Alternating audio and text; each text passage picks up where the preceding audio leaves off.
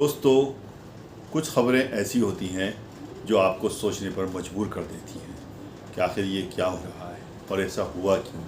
ऐसे सवाल हैं जो आपके मन में उठते हैं। इस प्रकार की खबरों को आपको पूरा देखना चाहिए। बहराइच हिंसा कैसे हुई, क्यों हुई, इस पर जो हमने रिपोर्ट तैयार की है, हमारा दावा है कि आपने आज तक किसी चैनल पर या किसी अखबार में नहीं पढ़ी होगी, न देखी होगी। इसलिए इसको शुरू से आखिर तक ज़रूर देखिए। दोस्तों, मैं आरिफ खान एक बार फिर क्राइम एक्सपोजर न्यूज़ रूम से आपके सामने नए मुद्दों और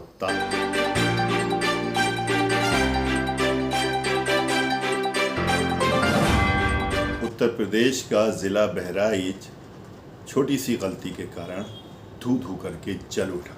कहना बहुत आसान है कि जल उठा, लेकिन इस जलने के पीछे जो नुकसान होते हैं, जो नफ़रत की लकीर खींच दी जाती है, वो बहुत दिनों तक ताज़ा रहती है और ये ज़ख्म जो हैं बहुत दिनों तक लोगों को याद रहते हैं। हालांकि ये सच है कि ये फ़साद हिंदुस्तान में कोई नया नहीं है, पहला नहीं है। इससे पहले कई जगहों पर ऐसे फ़साद हो चुके हैं।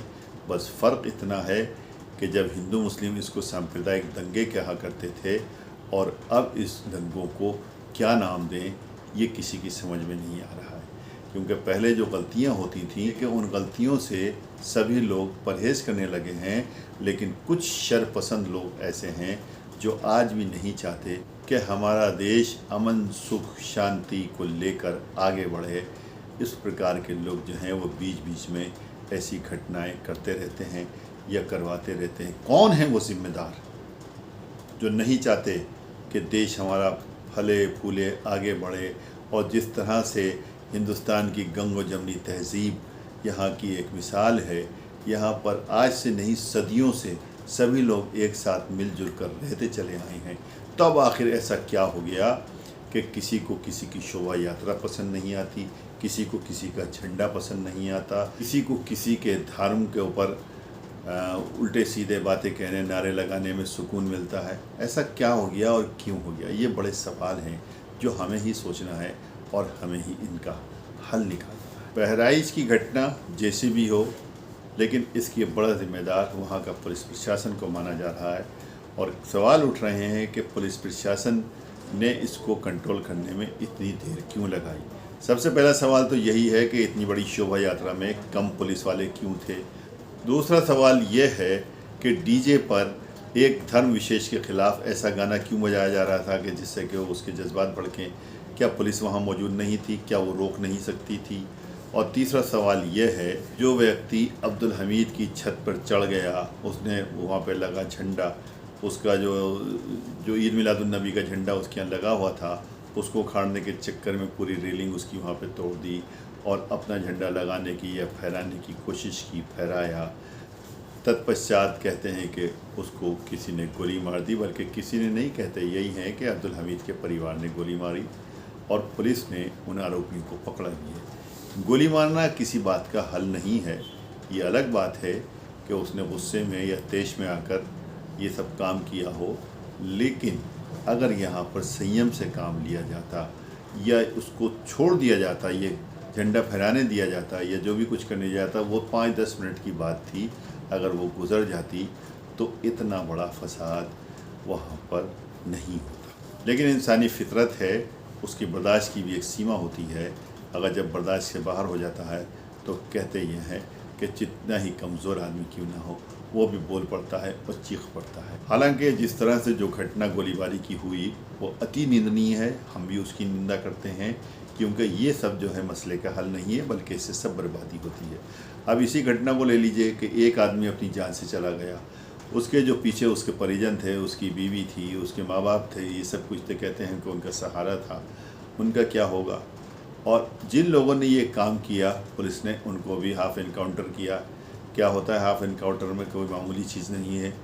कितनी तकलीफ़ होती है और अब जेल काटेंगे, क्या होगा आगे उनके साथ में? यानी बर्बादी उधर भी, बर्बादी इधर भी। अगर इस सब घटनाक्रम के अंदर कोई भी एक वर्ग, कोई भी एक तबका संयम से काम ले लिया होता, 10 मिनट या 15 मिनट या आधा घंटा अपने आप को बर्दाश्त कर लिया होता, अपने कानों में रुई ठूंस ली होती, वहाँ से हट के चले गए होते, तो शायद इतनी बड़ी घटना होती ही नहीं। लेकिन ये कौन करेगा, क्योंकि कोई भी इंसानी फितरत से बाहर अपने नहीं जा सकता, ये सत्य है।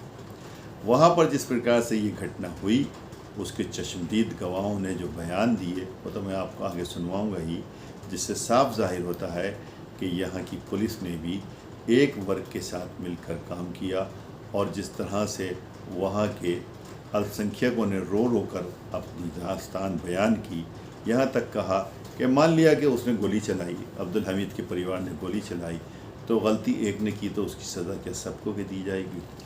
याद होगा आपको 1984 के दंगे, जो सिख और वैसे जो दंगे हुए थे उस टाइम में, किसी एक सिख ने इंदिरा गांधी की हत्या की थी और किस तरह सिखों को गले में टायर डाल डाल कर सड़कों पे मार दिया गया था।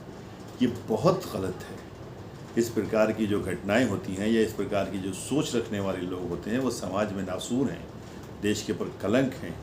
काम किसने किया है, सज़ा आप किसको दे रहे हो, बेकसूरों की हत्याएं कर रहे हो, आखिर क्यों?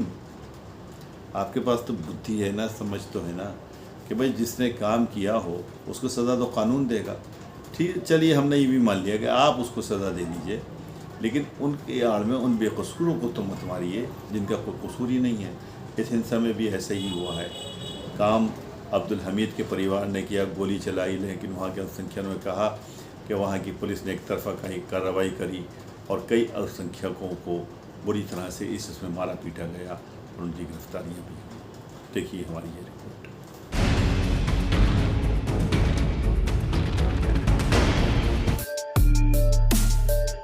पक्ष की ओर से रामगोपाल मिश्रा नाम के शख्स ने पास में लगे हरे रंग के झंडे को उतारकर भगवा झंडा को लहराना शुरू कर देता है। भीड़ वाह वाह के नारे लगाती है।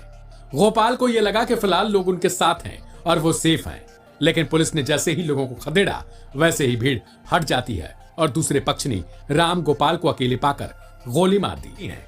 फिर देर शाम तक यूपी के बहराइच से एक पुलिस अधिकारी की तस्वीर वायरल होती है, जिसमें वो हाथ में पिस्टल लिए भीड़ को खदेड़ रहा होता है। ये और कोई नहीं बल्कि यूपी पुलिस के ADG law and order Amitabh Yash है। आखिर क्या विसर्जन यात्रा का रूट पहले से तय नहीं किया गया था? क्या इसे सुलगने पर जानबूझकर छोड़ा गया? और जब विवाद बढ़ रहा था तो आखिर पुलिस प्रशासन क्या कर रही थी? कुल मिलाकर अब सवाल उस व्यक्ति की मौत पर है जिसके लिए अब उसका परिवार बेकसूर हैं। हम लोग 3 दिन से खाना ना खाए हैं। हमारे सबके बच्चे जो है मतलब देखे तक नहीं है, अपने सबके बच्चे की यहाँ है। अच्छा, कि उस घटना के बाद से वो इधर उधर हो गए? हाँ, कि पुलिस पकड़ के ले जाएगी? हाँ, कि पुलिस पकड़ के ले जी है, हम सबका ले जी है। और ना जाने वाले आदमी में ज़्यादातर जाते हैं। आपको भी आई थी पुलिस लेने? नहीं, हमको तो नहीं आई है अभी लेने, लेकिन अब सामने पड़ जाएंगे तब तो भाई लेकर जाएगी। ये जो गोली चली है, उन्हें जब गोली चली है तब ऊपर 3 पर चढ़े रहे, तब गोली चली ना। तो वो जो झंडे की बात हो रही है वो कौन सा झंडा था जो उतारा गया था?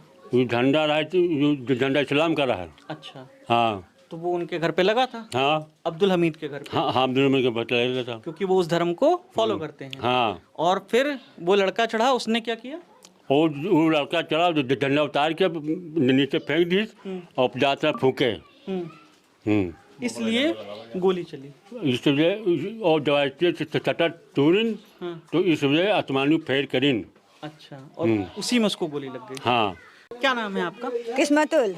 बताइए, आप क्या कहना चाह रही थी? हम कहना यही चाहिए था कि वो दिन जब उस लड़का के मौत हो गई थी, वहाँ से लहास ले करके वो लोग आए और 1000-2000 आदमी संगे आए। आने के बाद लहास वहीं पर रख दिया और आतंक फैला दिया। ये दुकान तोड़ रहे हैं, फूंक रहे हैं, वो दुकान तोड़ रहे हैं, फूंक रहे हैं। यहाँ भी फूका, वो कोने पर फूका, वो कोने पर फूका, अब गांव में यहाँ फूका है। नहीं, ये यहाँ पे सिर्फ एक धर्म के लोगों की दुकानें और घर फूके गए? एक धर्म के, मुसलमान के, सिर्फ मुसलमान के। अच्छा, और कोई हिंदू के ऊपर आरोप ना लगा, तबड़ा गिट्टा ना हिंदू का नुकसान। यहाँ पे लोग रहते हैं, दोनों धर्मों के लोग रहते हैं? यहाँ दोनों धर्म को लोग रहते हैं। फिर थोड़ी दूर गांव में दोनों धर्मों को लोग रहते हैं, वहीं भी मुसलमान को आरोप लगा है। जहाँ जहाँ है वहाँ मुसलमान के लगा है। महसी में है और गाँव कौन है जहाँ फूकिन है मशीन, वो दहा में मुसलमान चौकी पे। रामपुरवा चौकी पे वो आ रहा था सीतापुर के बेचने के लिए, उसको रोक कर उसका गाड़ी गलीचा गद्दा सब फूंक दिया, गाड़ी तक फूंक दी। जा रही थी और पत्थर मारा और मूर्ति ये का हाथ सब टूटा। झूठ है, सरासर झूठ है, सरासर झूठ है। ये जब लाठी चार्ज करी गई है, पुलिस वालों ने जब लाठी चार्ज की है, तभी उन लोगों ने मूर्ति खुद तोड़ी है और आरोप आ रहा है मुसलमान भाई के ऊपर। ऐसा कुछ भी नहीं है। सरासर आग लगा दिया गया, हर जगह रोटे पे आग लगा दिया गया, उनके घर में आग लगा दिया गया। ये सब किसकी गलती है? सिर्फ मुसलमान की गलती है, मुसलमान की गलती नहीं है। लेकिन जिस लड़के की मौत हुई है, जिसको गोली लगी है और जिसने मारी है, उस पर क्या होना चाहिए? उस पे क्या होना चाहिए? हम जब मानते हैं कि मुसलमान ने मारा है, लेकिन अब ऐसा तो है नहीं कि एक के चलते ना आप सबको फांसी चढ़ा दोगे या सबको घर से उठा ले जाओगे, ऐसा नहीं है। आप उसी को ढूंढिएगा जिसने गोली चलाई है, जी। उसको सजा मिलनी चाहिए। जी, हमको धर्म से नहीं लेना देना है। धर्म सबका एक ही होता है, वो अपने। वीडियो अगर पसंद आई हो तो लाइक कीजिए, शेयर कीजिए और चैनल को ज़रूर सब्सक्राइब कीजिए ताकि डायरेक्ट नोटिफिकेशंस आप तक पहुंचे।